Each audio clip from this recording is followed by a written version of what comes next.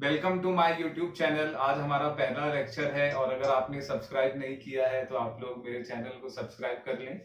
और हम लोग जो है linear equation in two variables को स्टार्ट करते हैं बिना किसी देरी के। ठीक है, तो हमारा आज का जो टॉपिक है वो है क्रेमर्स रूल।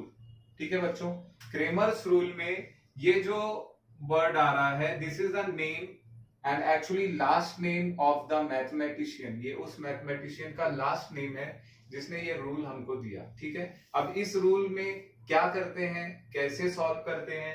तो क्रेमर्स रूल में अगर कोई डिटर्मिनेंट दिया हो तो उसको पहले हम लोग देखेंगे कि डिटर्मिनेंट कैसे सॉल्व करते हैं। Cramer's rule actually determinant method से सॉल्व होता है।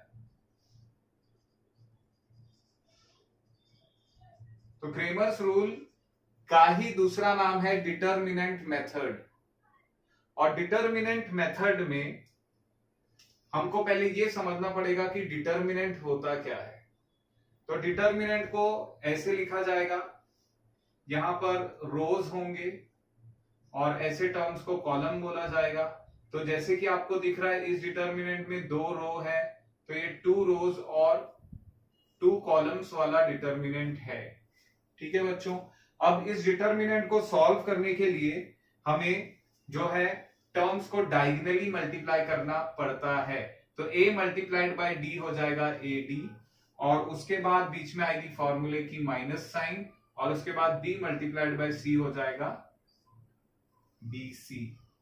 ठीक है, तो जब भी कभी हमको एक डिटर्मिनेंट दिया होगा a b c d और उसको हम लोग सॉल्व करेंगे तो हम लोग डायगोनल टर्म्स को मल्टीप्लाई करेंगे और बीच में माइनस की साइन आएगी, मतलब वो दोनों को हम लोग सब्ट्रैक्ट करेंगे और जो भी आंसर आएगा वो हमारे डिटर्मिनेंट का आंसर होगा।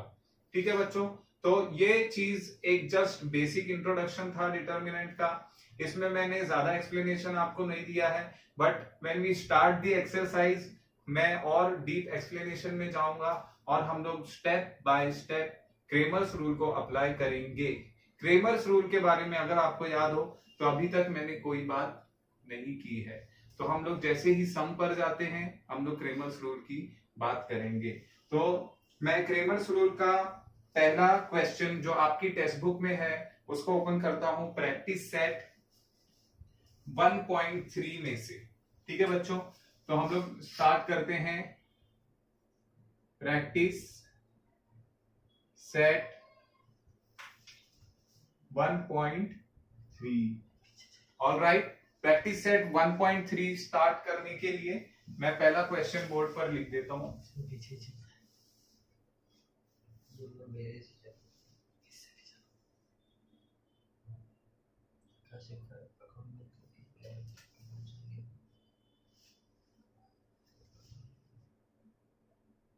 एक्चुअली हमारी टेक्स्ट बुक में प्रैक्टिस सेट 1.3 के हम लोग क्वेश्चन नंबर 1 और क्वेश्चन नंबर 2 स्किप करते हैं और हम लोग डायरेक्ट क्वेश्चन नंबर 3 पर जाते हैं। क्वेश्चन नंबर 3 का फर्स्ट सम है। मैं पहले क्वेश्चन रीड कर देता हूं।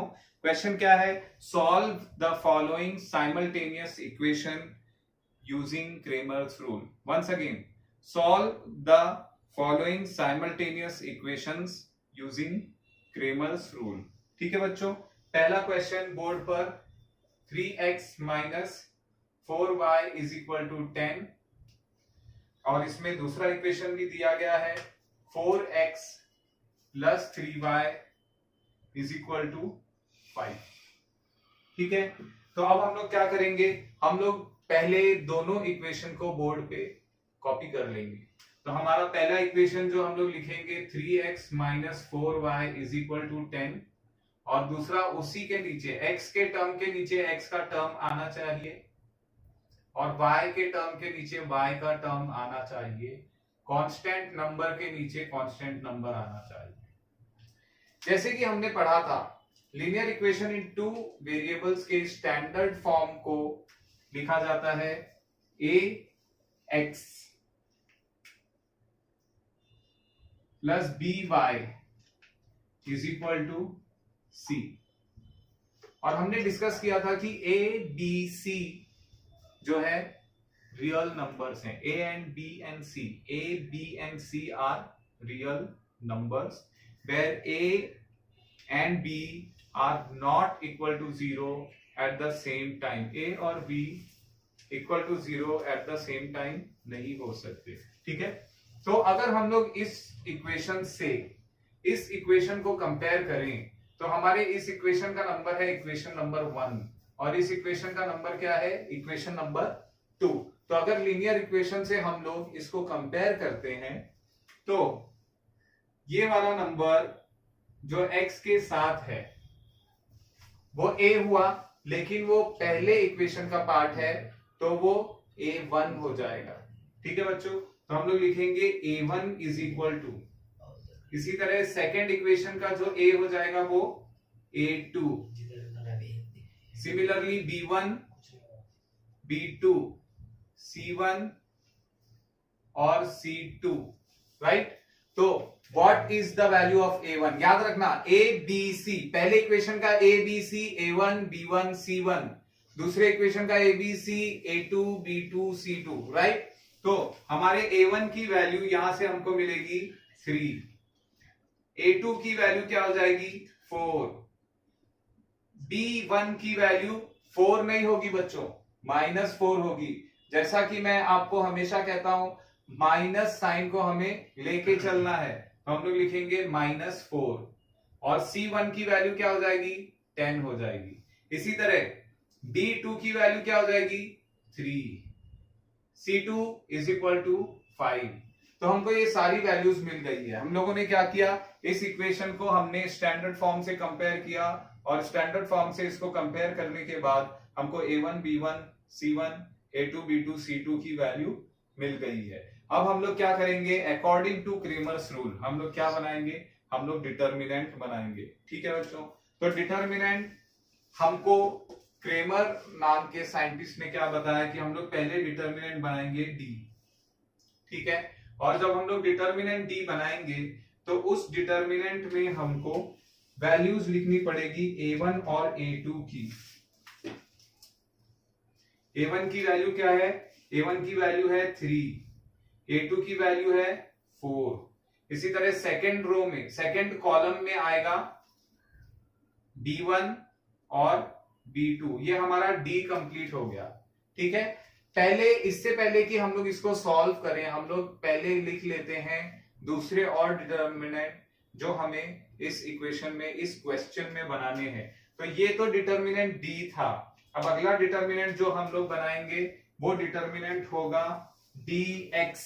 कौन सा डिटर्मिनेंट होगा बच्चों, dx हो जाएगा। तो यहां पर देखिए आप लोग, हम लोग कौन सा डिटर्मिनेंट बनाने जा रहे हैं dx, और dx में से d में से x,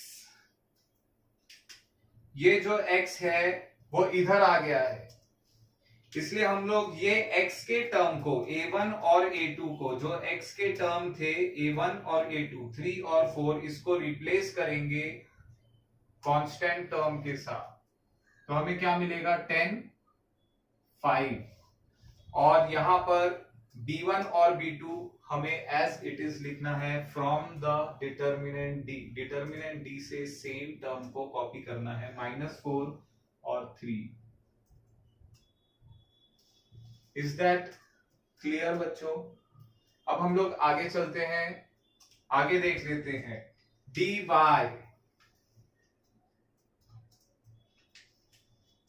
मैं डिटर्मिनेंट dy लिख रहा हूं,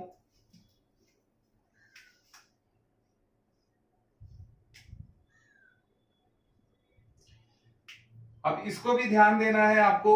dy में यहां पर y आ गया है, तो अब हम लोग क्या करेंगे, जैसे कि हमने पिछले डिटर्मिनेंट dx में x वाले टर्म्स को रिप्लेस किया था, उसी तरह हम लोग जो है dy में y वाले टर्म्स को रिप्लेस करेंगे किसके साथ, कांस्टेंट टर्म c1 और c2 के साथ। Is that clear. अब क्योंकि यहां पर कांस्टेंट टर्म c1 और c2 रिप्लेस होगा, इसलिए यहां पर a1 और a2 same as it is रहेगा। सो a1 और a2 की वैल्यू हमको सेम लिखनी पड़ेगी, और हम लोग इस टर्म को रिप्लेस कर रहे हैं कांस्टेंट टर्म c1 और C2 के साथ। तो हम लोग लिखेंगे 10 and 5। अब जैसे कि अभी ही इंट्रोडक्शन में मैंने आपको बता दिया कि हमें डिटर्मिनेंट को सॉल्व कैसे करना है। तो हमें डिटर्मिनेंट को सॉल्व करने के लिए टर्म्स को डायगनली मल्टीप्लाई करना होता है। Is that correct? तो हम लोग क्या करेंगे, 3 मल्टीप्लाइड बाय 3 करेंगे। 3 मल्टीप्लाइड बाय 3 डायगनल मल्टीप्लीकेशन होगा। सो 3 into 3। ओके, और इसके बाद डिटर्मिनेंट मेथड में हमें सब्ट्रैक्ट करना होता है दोनों टर्म को। तो ये फॉर्मूले की माइनस साइन है, ये मैं बार बार हाईलाइट कर रहा हूं। और इसके बाद हम लोग डायगनली मल्टीप्लाइड करेंगे -4 मल्टीप्लाइड बाय 4 को। ठीक है, अब क्योंकि हमारा पहला नंबर यहाँ पर नेगेटिव नंबर है, तो इसलिए हम लोग इसको ब्रैकेट में रख देते हैं और ये पूरा भी ब्रैकेट में रख देते हैं टू अवॉइड एनी कंफ्यूजन। तो हमारे पहले ब्रैकेट में ये दोनों टर्म डायगनली मल्टीप्लाई हो रहे हैं इस ब्रैकेट में, और इसी तरह हमारे सेकंड ब्रैकेट में ये दोनों टर्म डायगनली मल्टीप्लाई हो रहे हैं। ठीक है बच्चों, अब आगे देखिए, 3 multiplied by 3 is equal to 9, right. इसके बाद negative sign minus, 4 into 4 is 16, but this 4 is not having any sign। इस 4 की कोई साइन नहीं है, तो because there is no sign that means this 4 is positive। ये 4 क्या है, पॉजिटिव है। ओके बच्चों, ये 4 पॉजिटिव है और ये 4 नेगेटिव है। Minus into plus is minus, 4 4 जा 16, राइट। अब यहां पर देखेंगे हम लोग, ये एक नेगेटिव साइन और ये एक नेगेटिव साइन। जब भी कभी दो नेगेटिव साइन एक दूसरे से टकराएगी, तो हमने क्या डिस्कस किया था, जब भी कभी दो नेगेटिव साइन एक दूसरे से टकराएगी तो क्या हो जाएगी, पॉजिटिव साइन हो जाएगी। और यही हमको हमारे लोअर स्टैंडर्ड्स में हमारी टीचर ने एक्सप्लेन किया होगा कि negative into negative is equal to positive. So 9, एक नेगेटिव ये रहा बच्चों, और दूसरा वाला जो नेगेटिव है वो ये रहा। 9 + 16 इज इक्वल टू 25। ये किसकी वैल्यू थी, ये डी की वैल्यू थी बच्चों। तो हमारे सामने किसकी वैल्यू है स्क्रीन पर, हमारे सामने डी की वैल्यू है। अब इसी तरह हमारा जो दूसरा डिटर्मिनेंट था, दूसरा डिटर्मिनेंट क्या था, dx में भी हमको सिमिलरली डायगोनल टर्म्स को मल्टीप्लाई करना पड़ेगा, राइट। तो हम लोग क्या लिखेंगे, is equal to 10 multiplied by 3, फिर डिटर्मिनेंट के फॉर्मूले का माइनस साइन आएगा बच्चों, और इसी तरह नेक्स्ट आएगा -4 into 5। अब ये वाले डायगोनल टर्म्स को हमें मल्टीप्लाई करना पड़ेगा। ये वाले डायगोनल टर्म्स को हम लोग सेकेंड ब्रैकेट में मल्टीप्लाई करेंगे। तो यहां पर क्या आ जाएगा, -4 मल्टीप्लाइड बाय 5। और इस कंफ्यूजन को अवॉइड करने के लिए हम लोग जो है दोनों टर्म्स को ब्रैकेट में डालेंगे, क्योंकि ये दोनों टर्म पॉजिटिव है, इसलिए यहां पर एक ब्रैकेट से काम चल जाता है। लेकिन जब यहां की बात करेंगे तो यहां पर एक नेगेटिव टर्म को ब्रैकेट में डालना है और उसके ऊपर एक और ब्रैकेट आएगा जिसको हम लोग स्क्वायर ब्रैकेट कहते हैं। ठीक है, now 10 multiplied by 3 is equal to 30। 10 3s are 30। Minus sign of the determinant negative, minus into plus is minus, 4 5s are 20। और क्योंकि ये एक नेगेटिव टर्म है, इसको ब्रैकेट में रख देते हैं। इसी तरह हमारा अब लास्ट पार्ट हो जाएगा 30 minus minus plus 5। 30 + 5 is equal to 35। Is that correct? सही है बच्चों, समझ रहा है आपको?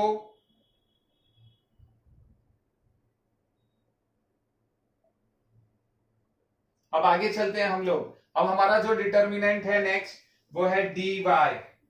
सो डी वाई में सिमिलरली हमको वापिस से डायगोनल टर्म्स को मल्टीप्लाई करना पड़ेगा। डायगोनल टर्म्स मल्टीप्लाई होने के बाद क्या हो जाएंगे, 3 multiplied by 5, negative sign of the determinant, and 10 4 जा 40। पिछले दोनों डिटर्मिनेंट्स को ध्यान में रखते हुए अब हम लोग यहां देखेंगे कि यहां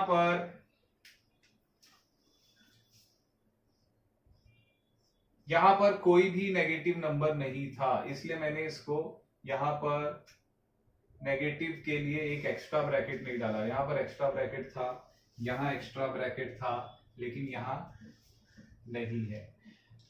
सो 3 5 जा 15 माइनस 10 4 जा 40, 15 माइनस 40, 15 माइनस 40 बच्चों क्या हो जाएगा, दोनों नंबर की अपोजिट साइन है। यहां पर हमें 15 की कोई साइन नहीं दिख रही है, तो 15 की साइन की जगह ब्लैंक है, कुछ नहीं है।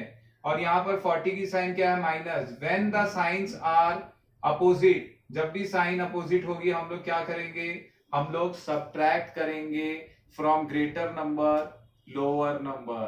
The lower number will be subtracted from the greater number. So 40 minus 15, 40 minus 15 will be 25। अब हम लोग देखेंगे कि साइन किसकी आएगी, तो हम लोग देखेंगे कि बड़े नंबर की साइन क्या है।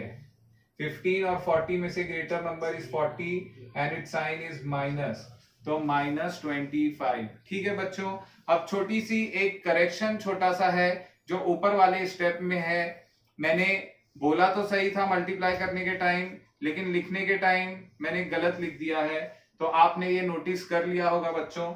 ये यहां पर होता है 4 5 जा 20, तो यहां पर मैंने 20 बोलते बोलते 5 लिख दिया था, तो मैं वो करेक्शन कर देता हूं, राइट। तो ये हो जाएगा 30 plus 20 minus minus plus is equal to, हमें मिल जाएगा 50।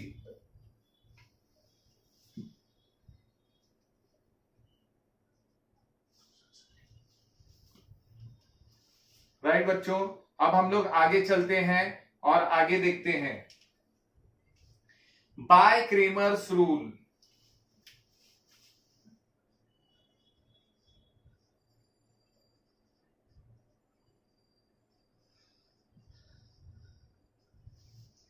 by Kramer's rule. Now the mathematician Kramer has given us a rule. Determinant बनाने के बाद अब according to the rule, when we want to find out the value of x, then we have to divide the value of dx from d. हमें dx को d से divide करना पड़ेगा. Similarly, if we have to find the value of y, then we have to divide dy from d. लेकिन यहां पर हमें dx और dy की वैल्यू लिखनी पड़ेगी और d की वैल्यू लिखनी पड़ेगी. तो अब हम लोग देखेंगे कि dx की वैल्यू क्या थी. Okay, what is the value of dx? Yes, it is 50. dx की वैल्यू क्या आई थी? 50 आई थी. तो हम लोग 50 को डिवाइड करेंगे किससे? d की वैल्यू से. d की वैल्यू क्या है? 25. तो हम लोग 50 को 25 से डिवाइड करेंगे. Right? And as you know, 25 ones are 25, 25 twos are 50. So the value is 2. ये किसकी वैल्यू है बच्चों? ये x की वैल्यू है. x की वैल्यू क्या हो गई? 2 हो गई. ठीक है. अब इसी तरह the value of dy is minus 25 and the value of d is 25. dy की वैल्यू minus 25 और d की value 25. So we will write that now.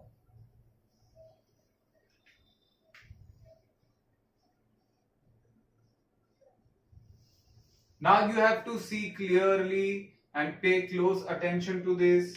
हम लोग 25 से 25 को तो कैंसिल कर पाएंगे. 25 बनजा 25 बनजा, लेकिन यहां पर नेगेटिव साइन कैंसिल नहीं हो रही है और उसकी वजह से हमारा जो आंसर आएगा वो क्या आ जाएगा, -1। Is that correct? अब इसके बाद हमें फाइनल आंसर लिखना पड़ेगा। फाइनल आंसर में हम लोग क्या लिखेंगे, the solution of the above equations is, equation copy करने की जरूरत नहीं है, हमें सिर्फ लिखना है above equations. Therefore the solution of the above equations is, x की वैल्यू क्या आई थी, what was the value of x, the value of x was 2, so x is equal to 2, and what is the value of y, the value of y is -1, so y is equal to -1। इसको एक और method में लिखा जा सकता है, कैसे लिखा जा सकता है, the solution of the above equations is x, y is equal to 2, -1। Okay बच्चों, ठीक है। उम्मीद करता हूं कि आप लोगों को ये मेथड बहुत ही इजीली समझ गया होगा, और हम लोग अब आगे वाली प्रॉब्लम की तरफ बढ़ेंगे। तो मैं आपके लिए 10 सेकंड का वक्त देता हूं कि आप लोग इस प्रॉब्लम को एक बार वापस से देख लें, बोर्ड पर जो सॉल्यूशन है उसको ध्यान से देख लें, ताकि अगले मेथड में हमको सेम मेथड अप्लाई करने में आसानी हो, ठीक है। और जो बच्चों ने लिखा नहीं है, मैं उनसे कहता हूं कि आप अभी स्क्रीनशॉट ले लीजिए। मैं थोड़ा साइड हट जाता हूं, और स्क्रीनशॉट लेने के बाद हम लोग आगे चलते हैं। और ज्यादा बेहतर रहेगा कि आप लोग नोटबुक लेकर के बैठिए लाइव लेक्चर्स में, और प्रॉब्लम्स को साइमल्टेनियसली मेरे साथ सॉल्व करते चलिए, तो फिर इससे आपको बहुत ही ज्यादा बेनिफिट मिलेगा, और मैथ्स पढ़ने में और समझने में बहुत ज्यादा आसानी आपको होगी जब आप लोग साथ में साइमल्टेनियसली सॉल्व करते रहेंगे। ठीक है बच्चों, तो आप स्क्रीनशॉट ले लीजिए और हम लोग जाएंगे नेक्स्ट प्रॉब्लम की तरफ।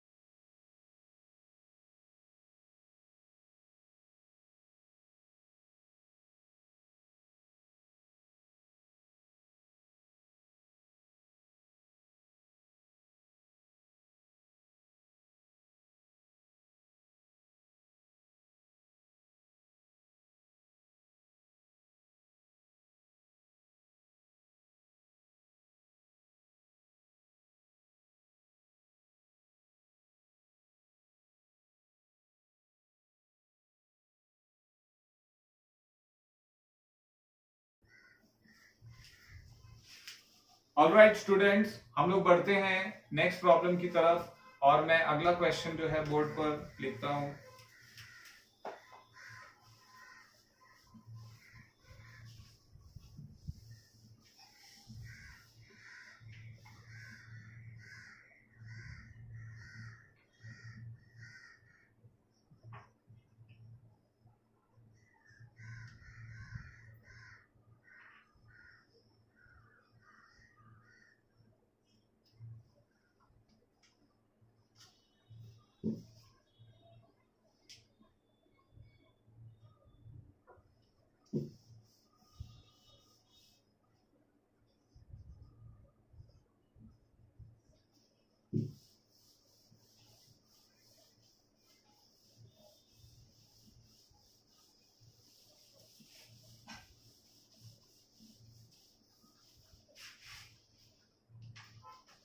ओके स्टूडेंट्स, अब हम लोग जो है अगले प्रॉब्लम की तरफ बढ़ते हैं और इसको सॉल्व करना स्टार्ट करते हैं।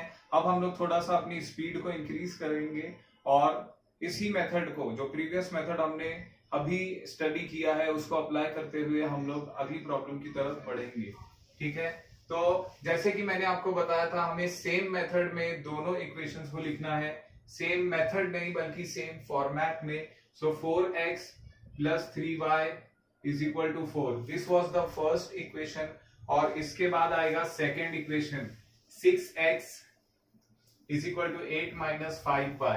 अगर हम लोग कंपेयर करें ये दोनों इक्वेशन को, तो ये इक्वेशन और ये इक्वेशन दोनों का फॉर्मेट सेम नहीं है। यहां पर हमें x इज इक्वल टू के लेफ्ट हैंड साइड में दिख रहा है, लेकिन यहां पर इज इक्वल टू के लेफ्ट साइड में x तो है, y नहीं है। यहां पर y है, यहां y नहीं है। सो दिस मीन्स हमें y को इज इक्वल टू के ये साइड में लाना पड़ेगा, तो ये हो जाएगा 6x plus 5y is equal to 8, right. So अब जब हम लोग सेम फॉर्मेट में लिखेंगे तो हमारा इक्वेशन हो जाएगा 6x plus 5y is equal to 8। इस चीज का ध्यान रहे आपको कि ये माइनस 5y को हम लोग इज इक्वल टू के लेफ्ट हैंड साइड में लाएंगे तो प्लस 5y हो जाएगा, राइट। अब हम लोग कंपेयर करेंगे a1 is equal to a2 is equal to, अब आप लोग गैस करिए a1 की वैल्यू क्या होगी। तो a1 की वैल्यू होगी 4 और a2 हो जाएगा 6, b1 की वैल्यू 3, b2 हो जाएगा 5, c1 c2 4 8, बराबर। Now we will write determinant d। Determinant d is equal to 4 6 3 5 a1 a2 b1 b2।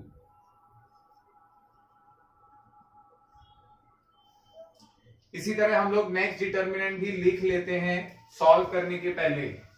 तो डिटर्मिनेंट dx लिखेंगे हम लोग।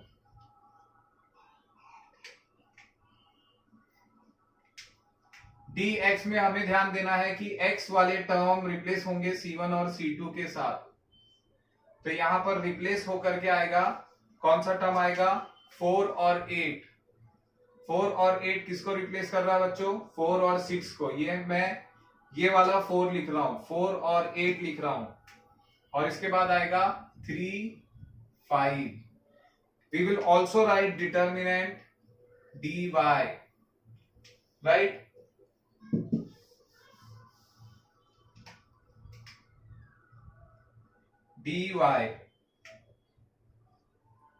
dy में बच्चों अब y वाला टर्म रिप्लेस होगा, तो हम लोग इस डिटर्मिनेंट में से y वाले टर्म को रिप्लेस करेंगे 4 और 8 से।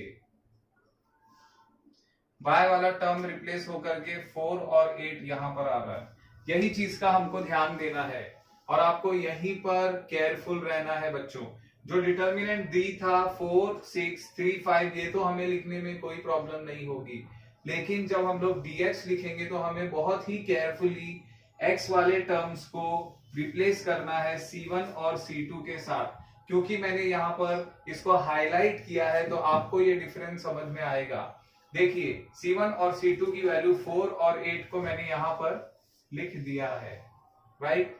और इसी तरह dy में y वाले जो टर्म थे उसको रिप्लेस करके मैंने c1 और c2 की वैल्यू को लिख दिया है, राइट। तो अब हम लोग इस डिटर्मिनेंट, ये तीनों डिटर्मिनेंट को सॉल्व करते हैं। तो हम लोग डायगोनली मल्टीप्लाई करेंगे 4 multiplied by 5 minus sign of the determinant formula 3 multiplied by 6। 4 5 जा 20 minus 3 6 जा 18, and what is 20 minus 18? 20 minus 18 is 2. Everyone knows that. इसके बाद हम लोग आगे चलते हैं। Now we have 4 multiplied by 5. 4 multiplied by 5. Minus sign of the determinant formula. And then 3 multiplied by 8. 4 5s are 20.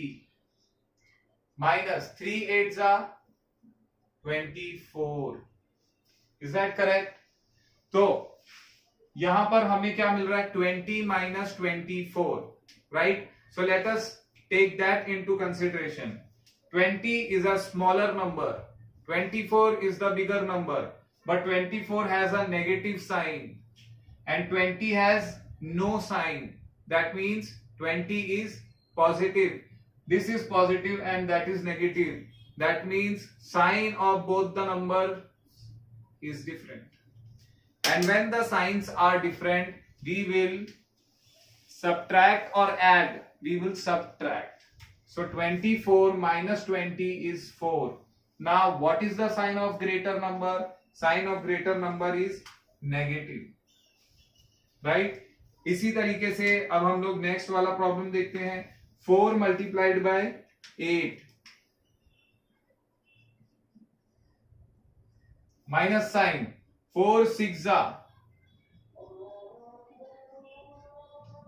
so 4 8 32.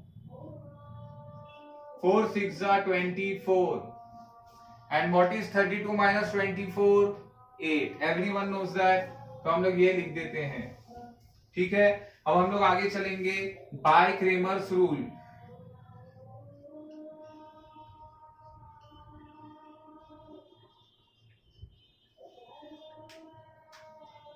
x is equal to dx divided by d.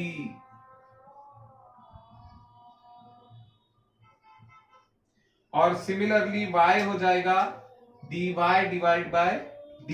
अब हम लोग dx की वैल्यू यहां से यहां पर कॉपी कर लेंगे. -4. What is the value of d? d की वैल्यू यहां पर है 2.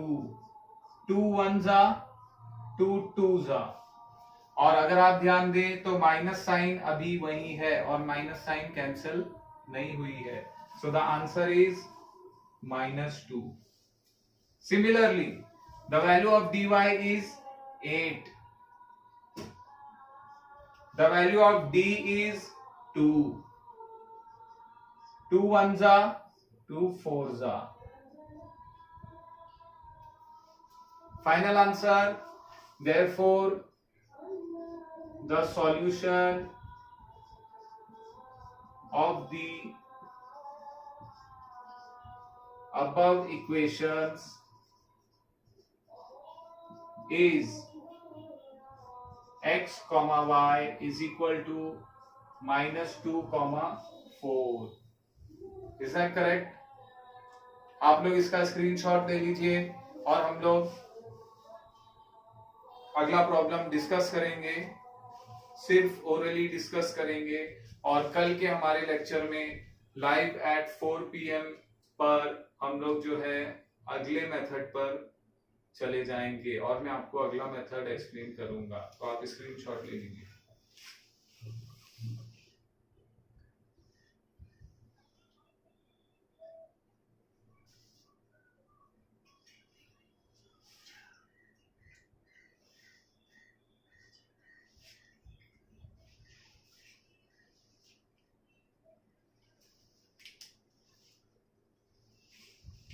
ओके बच्चों, तो अगली प्रॉब्लम का मैं क्वेश्चन लिख देता हूं और उसको हम लोग ओरली डिस्कस कर लेते हैं.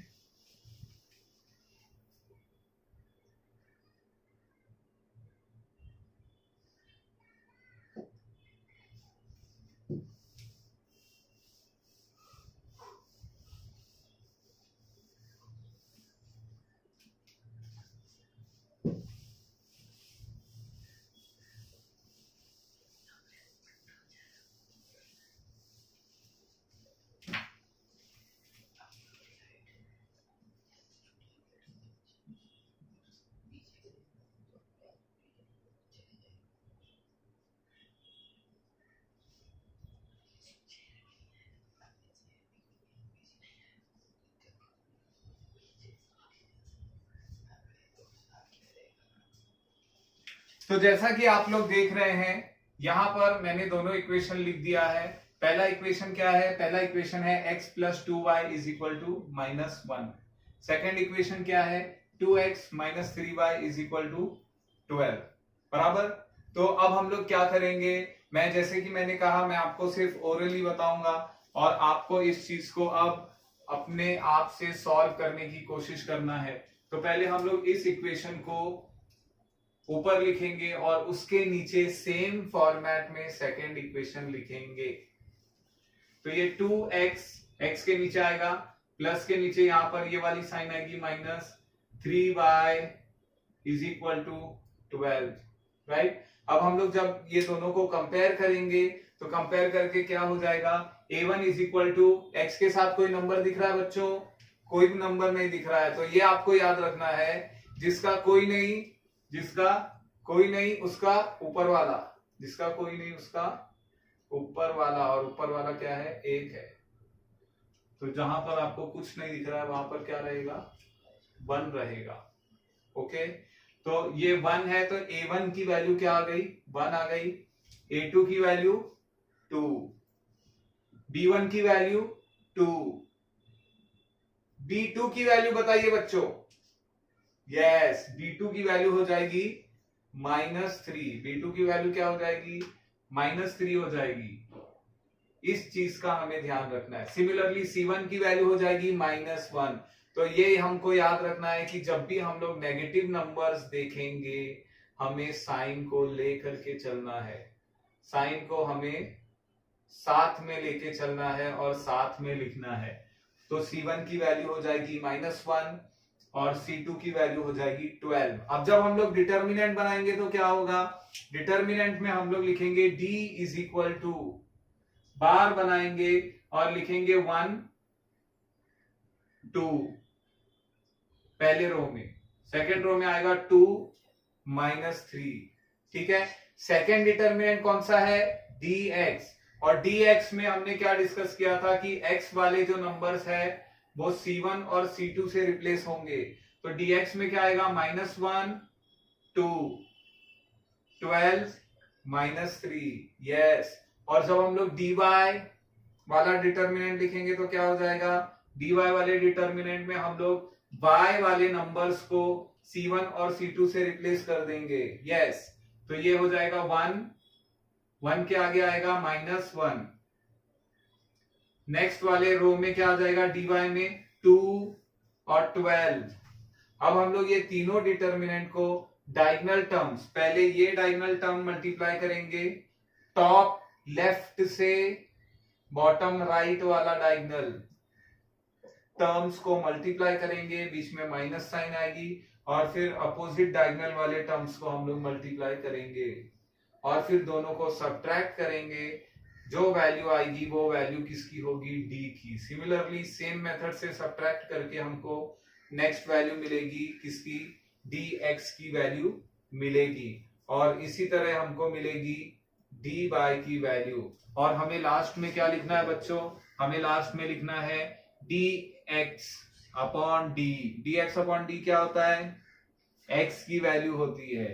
तो हम लोग क्या लिखेंगे, x is equal to D X divide by D, y is equal to D Y divide by D, और डिवाइड करने के बाद जो आंसर आएंगे वो हमारा सॉल्यूशन होगा। ठीक है, तो ये सम को आप लोग होमवर्क ले लीजिए और इसको सॉल्व करने की कोशिश कीजिए, और मुझे उम्मीद है कि आप लोग एकदम सही तरीके से ये सम को सॉल्व कर पाएंगे।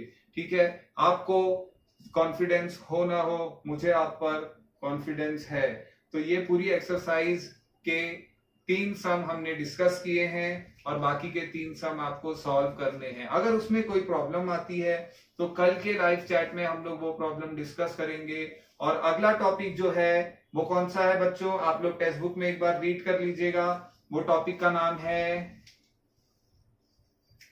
क्या नाम है बच्चों,